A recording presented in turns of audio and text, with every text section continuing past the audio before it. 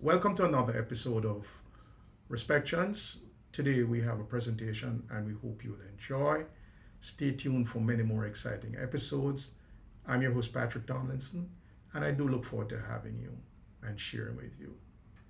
Jackie, who's our also my co-founder of LOAF, she is in the audience, hopefully with a microphone.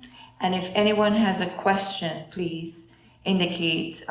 This is an opportunity for rich discussion. We have such a wealth of information and resource right here. So anyone with a question, please stand up, indicate you have a question, and let's have the panelists address them.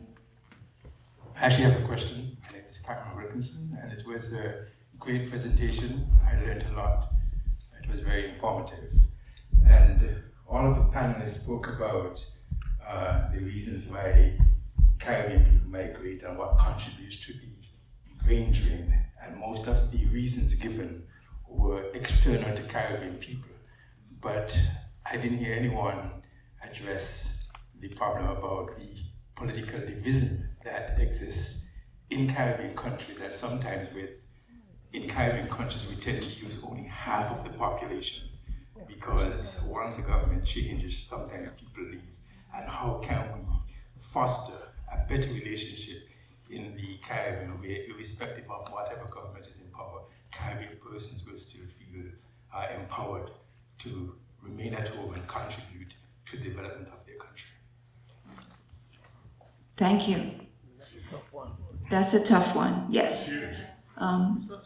Well, thank you, Ambassador Commissione. Does this mean you're volunteering? Hold on. You know, Sir Arthur Lewis addressed this at the time of the West Indies Federation.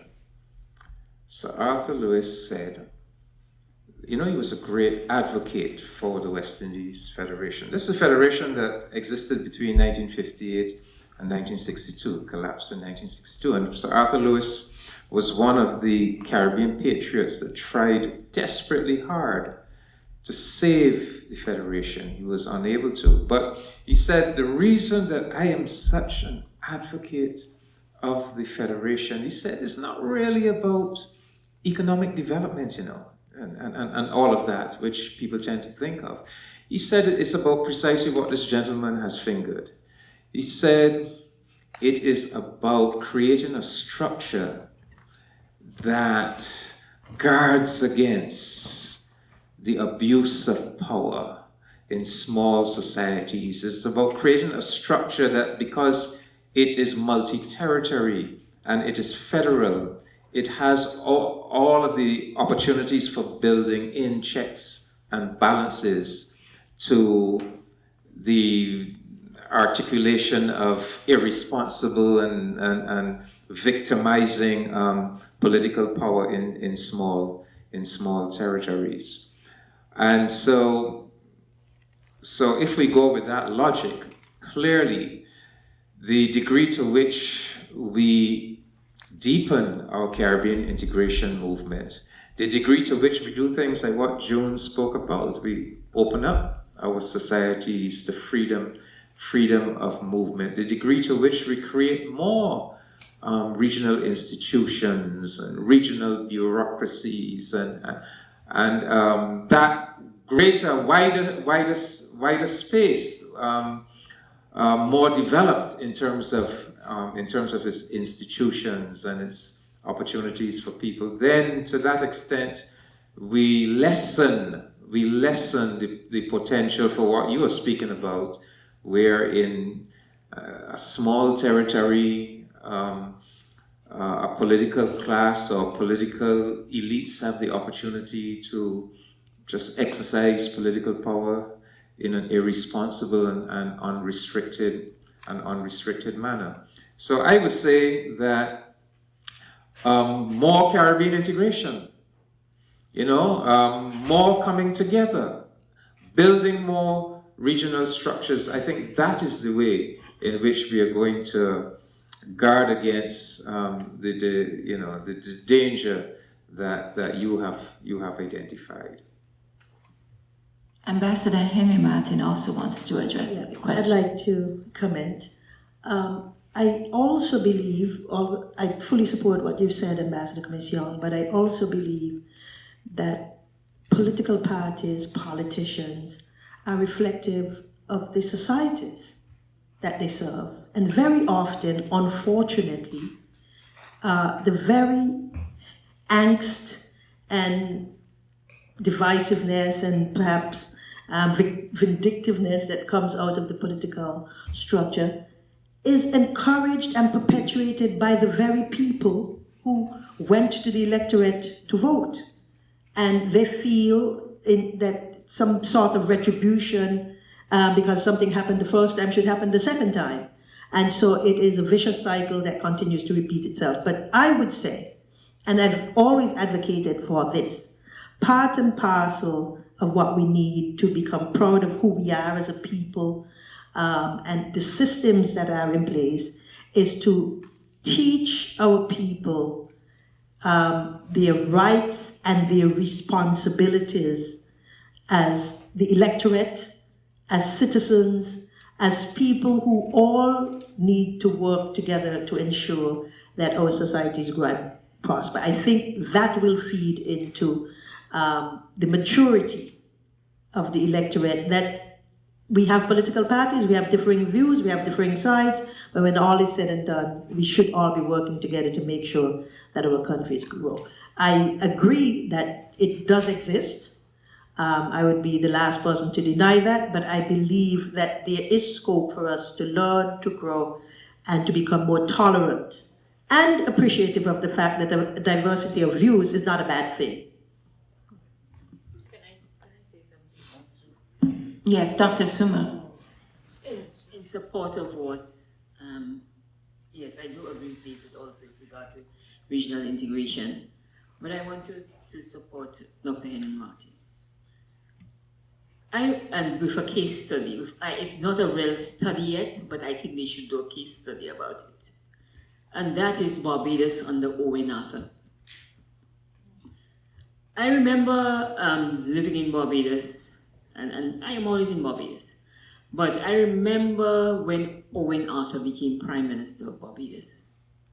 One of the things that he did was to incorporate a number of people from the opposition and gave them jobs and allowed them to work through, because of that same accusation. The politics of inclusion. And you know what Barbadians were saying? Owen Arthur has destroyed the other party because he was including people. So a lot of it has to do with our own perception. I am not a case study, but I'm also an example. I served as St. Lucia's ambassador to CARICOM under OECS, under 3 different prime ministers from different parties. The same exact position, without any change, because the prime ministers did not make my position a political football.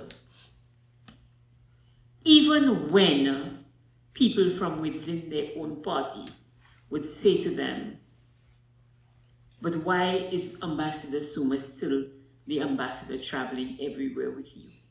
3 different prime ministers. So a lot of the pressure on politicians also come from their constituents.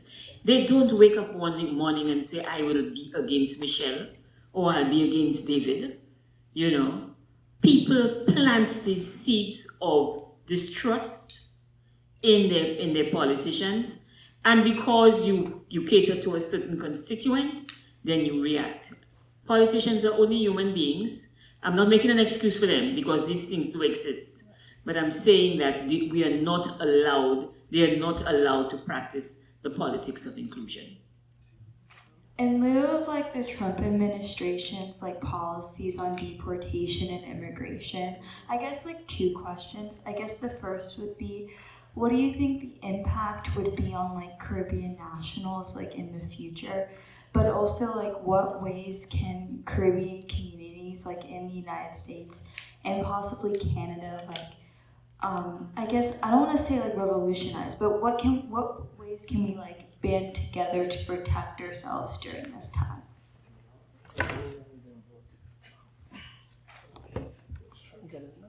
That's my baby girl, by the way. Thank you, Rani. Anyone here wants to? I am not in a position to prescribe how Caribbean people or people of Caribbean ancestry in this country should respond. But I think that we need to give our people the information, the knowledge, to understand what role they and their ancestors have played to make these societies what they are today, and that they have legitimate rights, that this idea that they and their forebears had no role in developing what exists in these societies today, and that there's somehow some kind of parasite on these societies that can be so easily expelled.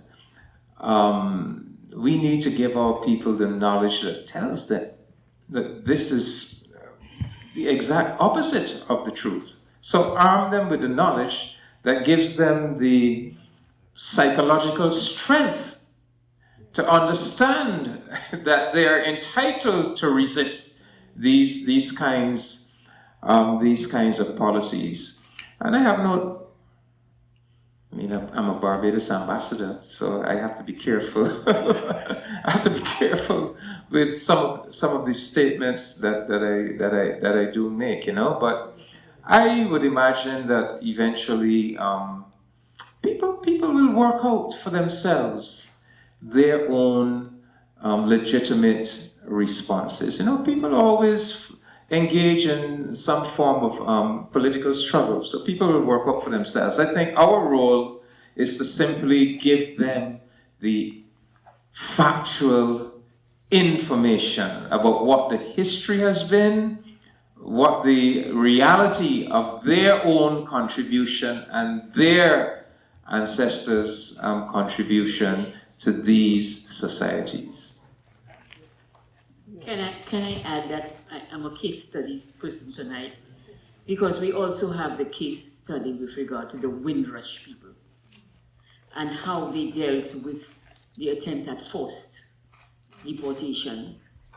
So I think that we need to look at best practices, that we look at precedents and see what has been done, because it was a very structured, well-organized legal and as well as advocacy campaign led by many of our ambassadors in England that ensured that the Windrush people who had been denied citizenship after putting their blood, sweat and tears into redeveloping Britain, were now being forced to leave.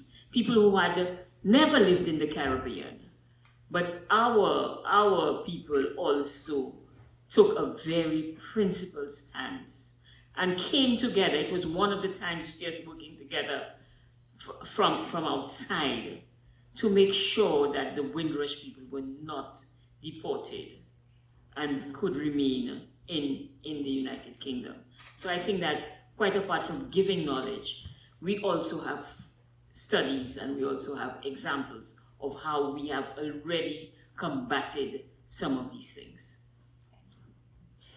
I'm going to make an effort at answering the question. I have to also be very careful as Ambassador of St. Vincent Davis to the US, and so my response is going to be framed very ambassadorially because I have to watch what I say. But I have to say that when our people came, and I'm going to speak about the United States of America, when they came here to work, many of them, in fact, probably the majority of them, also while they were working and advancing themselves here and giving all of their might in the various areas in which they serve, they kept the love of St. Kitts and Nevis in their hearts, and they were at the same time contributing through their remittances to ensure that the family members they left behind could also have an easier life and that the country could grow, because the remittances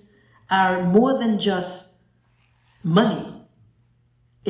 Remittances contribute to the economy. Remittances also are a bridge between those who left and those who stayed. And it is a bridge of love. And so what I want to advocate is for people not to be afraid to go home. It's not the place potentially where persons left in the 1940s and the 1950s. You'd be surprised, and I'm not saying people should be deported because I do not support that at all, but I'm saying if you are already sending your remittances, you've maintained that kind of a connection from afar, keep the bond, strengthen the bond, go home every now and again, and you may be surprised to find that you probably can live a better life at home than you're living here in the United States. Certainly, you're going to be embraced, you are going to be among your own, you are going to feel the love, and if perchance you are able to go back and forth and you have that as an advantage, you can do that as well. But do not come to the United States of America and forget that you have a place that is your land, that is willing and able to embrace you if you choose to come back home to live.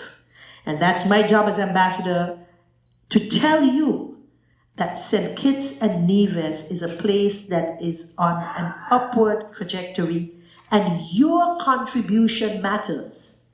If you have to come back home, make yourself useful, make yourself busy, be embraced by a country that looks forward to welcoming you. Every Kittitian and division, and in fact, in St. Kitts and Nevis, the children and grandchildren of persons born in St. Kitts and Nevis have the right to, the entitlement to citizenship. It's something you have to apply for. I need to say that because I think, number one, a lot of persons don't know, and they also think that it is automatic that you get it. It's an entitlement and you have to apply for it and then you get it. So we look forward to welcoming those who choose to come back home. We're willing to stand for the interests of those who may have a case. If they are entitled to stay here and they're being forced, I think that there are persons willing to support you in that regard. But home looks forward to welcoming you. My name is Dwight Scott. And yeah, I've heard a lot of really good things here. So I've heard about inclusion. I've heard about knowledge. I've heard about repatriation, which again are all wonderful things. But what is being done in terms of looking at talent that not necessarily is going from the Caribbean islands to the West, but the talent that's in the West that is of West Indian descent that wants to repatriate back to the islands in order to find ways to help them build in ways they would not have known on their own, because they don't necessarily have the structures, they don't have the infrastructure, they don't have the market knowledge. So how do you answer how you bring that back? Because really, in terms of building what is in the Caribbean, is now saying, how do we find that talent that's external, that is part of ours, that wants to come back and help us build it? That one of the things that has been happening in the Caribbean, at least since I was ambassador, I became ambassador first in 2008, is the development of diaspora policies. And even ministries for diaspora affairs. So there's a lot more conversation happening between the islands and the diaspora. So I know that Jamaica has a diaspora policy, as does St. Kitts, as does Dominica, St. Lucia. These are the ones that I have to work on, so these are the ones that I remember. But at the level of CARICOM also, there is the move, and I hope that the population studies that David spoke to also speak to the issue of diaspora, not just what's happening in the Caribbean, but because all nationals are included. When you look at what can be done, because there are opportunities in the Caribbean. Let me give you an example of, tonight I'm example giving, but let me give you the example of Massy stores in the Caribbean. Massy is a Trinidad business, but right now you cannot go to any Caribbean country and not see a Massy. When we thought there was not an opportunity,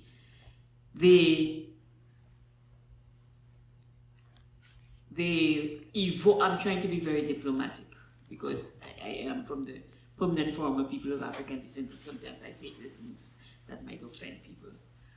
But the elite former enslavers of the Caribbean have reconfigured and shifted their shape and have become the distributors and the merchants of the Caribbean. And they have been able to cross boundaries in the Caribbean to create new opportunities for themselves and again dominate our economies. And you can see it in the distribution with regard to supermarkets. And so they own all of these supermarkets. So if the Caribbean community is able to do that for people who live in the diaspora, to also have that opportunity to come and invest across borders through the single market, then that becomes a genuine opportunity, not only in terms of investment in things like distribution, but in terms of technology, in terms of innovation, and in a number of different areas. We just have to reimagine the Caribbean. If the Caribbean was the space that built the Industrial Revolution and built the economies of Europe, why can't we build our own? We have to get away from the mindset, the dependency mindset that says to our people, we must leave first to be better. I think that we will go very far once we engage with our diaspora that have left and who have made it. In St. Lucia, for example, David was saying we are not afraid. We have never been afraid. I remember as the ambassador responsible for diaspora affairs in St. Lucia, meeting different diasporas that live in St. Lucia, the Jamaican diaspora, the Haitian diaspora, and so on and so forth. And I said to the Prime Minister at the time, I said to him, yesterday I went to a meeting of the Haitian diaspora and we are planning to do X, Y, and Z and so on, so what do you think about it? And he said to me, I have no problem with any diaspora in St. Lucia as long as they are coming to make a contribution to our country. We have no challenge of the Haitian diaspora, for example. Haiti is one of the things we have not spoken about at all tonight, but Haiti with regard to freedom of movement. Haiti was the first place that articulated freedom of movement in the Caribbean. And everybody else is afraid of the Haitians coming in. The Haitians will come in and take over because there are so many of them. There are many of them in St. Lucia, and they are the people who support the agricultural sector. So I'm saying that there is opportunity in our countries. We just do not have to be afraid of each other, whether it is the nationals from outside who will come and take over politically, or take over economically, etc., etc., or the Barbadians who will come to St. Lucia to work. We did it under colonialism. Why can't we do it now for our people? Living in Connecticut, running my business, I came to a point where I'm doing so much, especially around like the opiate epidemic and all those different things, practicing what I think is more holistic psychiatry, and realizing how do I take that back home? And it starts with just a desire, an internal desire to do it, because a lot of times we're saying, well, how do St. Kitts or how do Barbados or someone else make it easy for us? A lot of times is, do you have the desire? You know, and we have to look within and say, do I have it or do I not? And in my particular situation, I had that desire, and I went back to St. Kitts on vacation and tried to figure out who in the Ministry of Health who I can talk to. And it was not an easy process. I started that in 2017 because I do a lot of telehealth, and I figured, you know what, maybe I'm not going to be able to be in St. Kitts all the time, but telehealth is something big, and I was doing telehealth before the pandemic. So that was one of my ideas to bring to St. Kitts in 2017, 2018, 2020, the pandemic happened, and all of a sudden now that's standard practice in my area of it, my business. So it is still something that I'm working on. It wasn't until maybe 2021 that I was able to connect with someone and finally took me serious. And the process is starting in terms of how to develop some of the mental health systems, substance abuse systems in St. Kitts and Nevis. My hope is to move that beyond St. Kitts and Nevis to other countries and have some of my colleagues who are from the diaspora be a part of that. But a big part of it is, do you have the interest and are you willing to commit? Because it's not an easy process. You're right, sometimes there's political issues and all these obstacles in the way. But if I believe my culture is around strength and resilience, I have to practice that. And even when a door closed, you keep going. So sometimes we make the excuse and like, well, they're making it hard for us. How bad do you want it?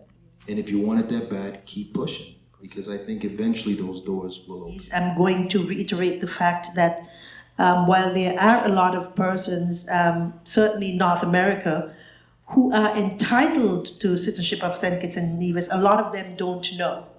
And so we want to encourage people to call the embassy. We can connect you to areas in government that can provide you all of the details. But I believe that sometimes when a bump in the road happens, people fall off.